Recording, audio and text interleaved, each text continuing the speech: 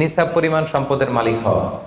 আপনি সামান্য কিছু সম্পদের মালিক হইলে এখান থেকে জাকাত দিতে হবে, শরীয়ত কিন্তু এটা বলে নাই। সুবহানাল্লাহ। আপনি জাকাতের নিয়ম শুনলে দেখবেন যে ইসলাম কতটা ব্যালেন্সড।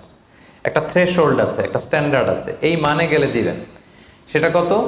সেটা গোল্ড আর সিলভার দিয়ে রাসূল সাল্লাল্লাহু আলাইহি ওয়াসাল্লাম দিয়েছেন, কারণ তখন গোল্ড আর সিলভারের কয়েন ছিল, মুদ্রা ছিল। আগে কিন্তু সোনা আর রূপা দিয়েই মুদ্রা বানানো হতো, পরে এটা পেপার মানি শুরু হয়েছে, কাগজের টাকা। তো একটা হচ্ছে দিনার আর একটা দিরহাম। তো রাসূল সাল্লাল্লাহু আলাইহি ওয়াসাল্লাম যে থ্রেশহোল্ড বেঁধে দিয়েছেন সেটা হচ্ছে 7.5 তোলা স্বর্ণ বা 52.5 তোলা রূপা। আই রিপিট, এটা সবাই জানেন আশা করি, যে 7.5 তোলা স্বর্ণ আর 52.5 তোলা রূপা।